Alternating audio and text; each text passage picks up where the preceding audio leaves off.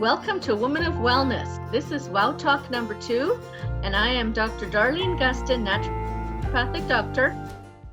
And I am Donna City. And if you didn't hear that, because we are recording this on Zoom, because we are still in quarantine mode during COVID-19, coronavirus, during the pandemic, Dr. Gustin did say she is a doctor of naturopathic medicine. It may have, my gosh, we didn't quite hear that 100%, Dr. Gustin. So that's why I repeated it for our listeners. Thank you. And we have been classified as a non-essential service. So at this point, my office is closed and I am doing other projects such as this podcast with my friend and my patient, Donna. Yes, it's been fabulous. We are now looking at, what are we talking about today? Oh yes, Dr. Gustin, on our very first podcast, you mentioned supplements and things that many Canadians may have been taking throughout the winter, which is part of their daily routine.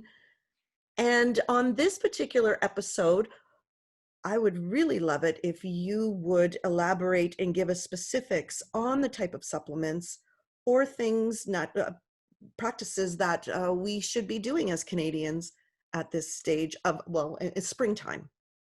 Absolutely. And springtime, there's a lot of good health influences that we get exposed to seasonally with more sunshine, longer days, milder temperature.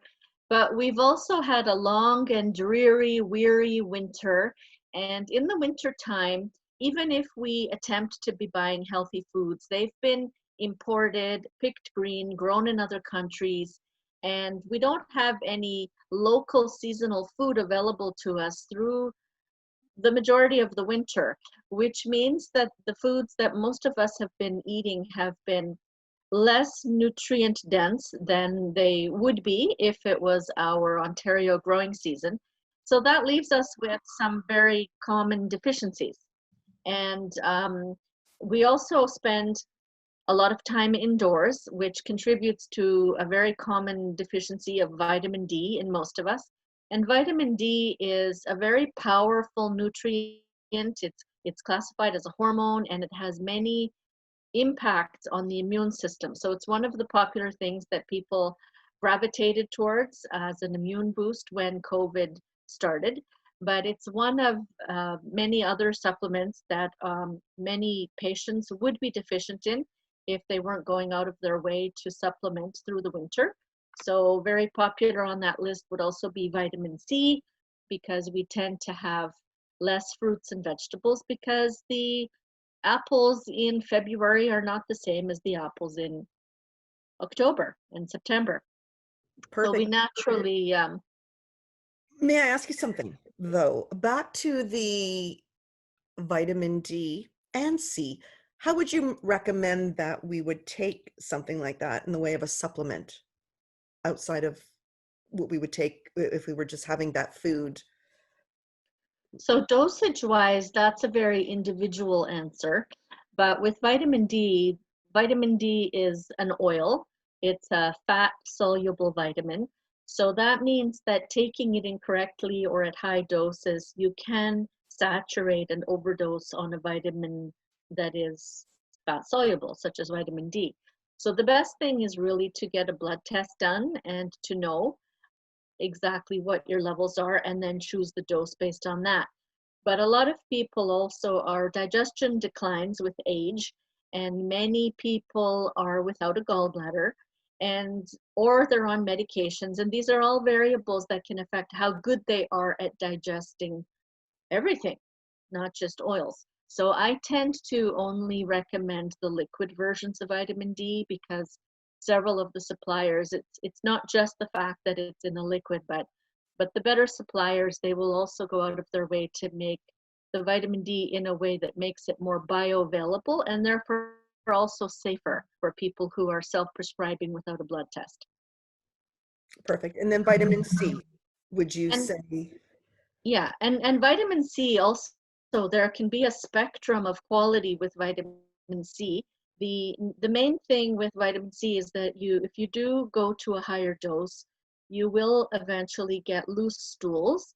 So you would simply reduce the dose, and as long as you didn't do that for a prolonged period of time, there shouldn't be any harm done.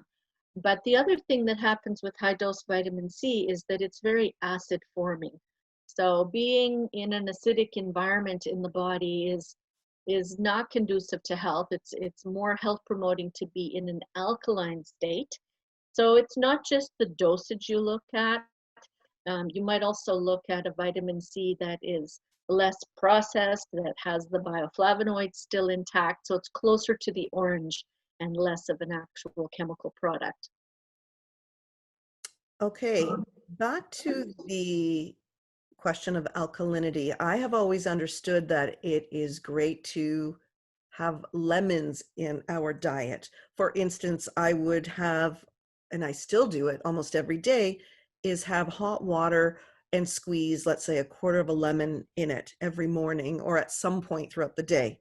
What are your recommendations for making the body more alkaline? I'm glad you brought up lemon because this is a great teaching tip. Lemon sitting on a plate, the lemon itself and the lemon juice is acidic. And people who sip on lemon juice throughout the day, it's not good for the enamel on the teeth because you don't want the mouth bathed in an acidic lemon drink all day. Um, but the lemon is also classified as what's called alkaline ash, which means that at the time of consuming it, it's an acidic food or beverage, but it leaves the body with an alkaline influence. And the other thing that a lemon does is it helps the liver and the gallbladder to release bile, which is your own built-in digestive aid for digesting fats. So a lot of people benefit from the lemon for various reasons, but the one caution is to not be bathing the mouth in lemon juice all day. All right, is there another way to get that into our system? Well, you can still have the lemon water, but you would, drink your way through that glass of hot or cold water and be done with it. Or some people just use a straw. Very good ideas on there. So would you have any other suggestions as far as supplements or vitamins go, both for during the winter and in April, May, June? What do you think? Probiotics are very common product that people self-prescribe and with just cause. What a lot of people may not realize is that 70 to 80% of your immune system is your probiotic status. And there's a lot of reasons that we find ourselves with less numbers or less variety of probiotics, either from the use of an antibiotic or medications or irritable bowels or food sensitivity. So anything that inflames the gut lining or even products like overuse of natural products. So natural does not mean safe. If someone is overusing herbs like oregano oil or garlic or um, essential oils orally, there's a lot of things that will reduce your level of probiotics, which in turn will reduce the immune system. All right, what's the best way to get probiotics? Ideally, the best way to get them is through our food when they're in their most whole state from fermented foods of various types. And the most popular one there is yogurt, but that's a plus and a minus because some people may have a dairy sensitivity or to the lactose or the casein, different parts of the dairy. So the probiotics are there, but so is the irritant. So you're better off eating different fermented Asian foods or sauerkraut or kombucha rather than yogurt. Okay, but you can also buy probiotics in a little jar, little bottle, and you would keep those in the fridge, correct? Did you want to explain why we would have to keep those in the fridge? Some companies make products that need to be in the fridge, and some companies make products that are shelf stable. So it's not a blanket statement. So I would follow the directions of the manufacturer on that one. And ideally, it's just to protect the potency of the product by the time you get to the last dose. Okay, all right. I always thought that probiotics were kind of like living organisms or something, and they had to stay cold in the fridge. So this is really interesting. I didn't know that. And so, is there anything else you would recommend for boosting our immunity or having us have the best defense possible at this point, especially with a pandemic, a virus that's going around? Definitely. The number one thing that I share is diet. A really good diet with a lot of colorful vegetables and sufficient protein.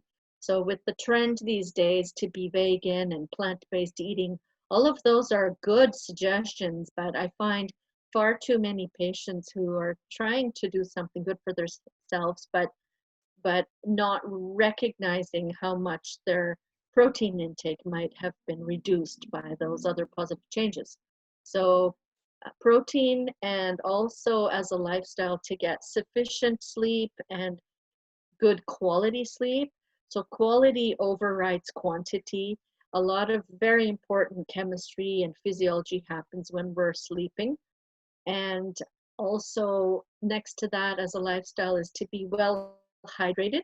And to be well hydrated gives our inside skins, our mucous membranes, our linings, a better protective barrier against things that we inhale, such as viruses and pollens. And as far as supplements go, that can be very individual, but it's very common. The antioxidants, vitamin C, D, fish oil, probiotics. Many people are self-prescribing these products, and usually without harm. And hygiene. So there's nothing new. So just because this is a new virus, our body has not changed. The way it works, physiology has not changed. What you're deficient in a month before COVID and a month into COVID is still the same answer. You mentioned fish oil. Could you please tell us the different ways we can get fish oil into our system? Again, it starts with diet, and fish oils, um, they also overlap somewhat into the category of fish and nuts for those of us who are vegan or vegetarian. And but a lot of people don't eat enough fish to have sufficient oil status in their body, or they do eat enough, but they don't digest it. And what I've seen in my practice too is that oils take about 3 weeks for me to see the things that I'm looking for as far as symptom relief. So they're not as quick as some of the other supplements that are minerals and vitamins. Okay, interesting. So you could also get it from your diet, but you can also take the supplements. Would you, how, once again, I know the dose is very specific to different people. It's very individual. However, is there a generic one you could pick up somewhere in a drugstore or a health food store? And what would be a standard dose if there is such a thing? Definitely, I would just go based on what the label says, because if it's in a drugstore or a health food store, they know, the company knows how they've made the product, and it's not just looking at the number on the label. The company is also very aware of the bioavailability, and is the product made for a child or for an adult. So I would just stick to the dose on the label, and start with that. And then if you're questioning whether you're digesting or absorbing, is it working for you, then there's different tests that you can have done in a naturopath's office, different blood work or a live blood test or a physical exam that can fine tune whether the supplements are working. Because a lot of things that we're discussing, it's not something that you feel. So I didn't wake up today and say, oh, my immune system feels so good today. And same thing, I didn't wake up yesterday and think, oh, my immune system's really low today. I think I will not buy my groceries today. So it's the big, huge world of how the body works and what can go right and what can go wrong, and you can't feel it. True enough.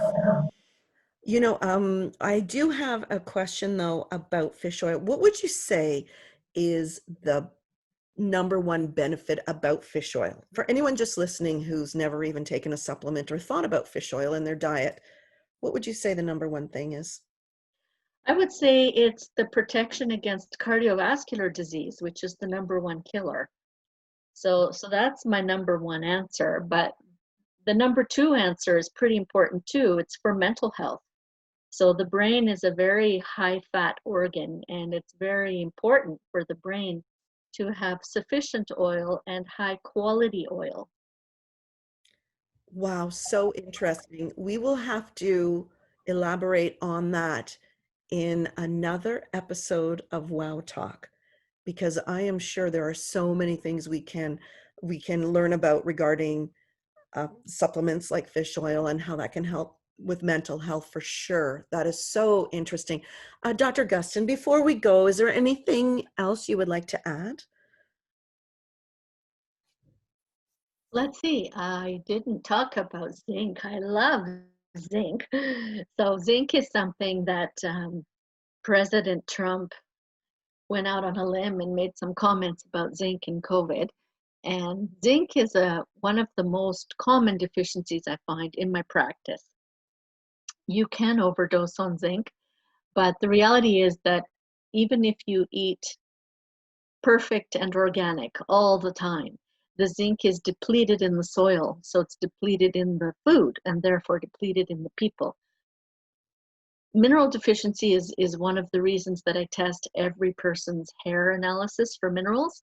And there's also a zinc tally, which is a taste test that we can know for sure whether you are deficient in these things before we actually prescribe them. But zinc is also a very common deficiency and supplement that people take.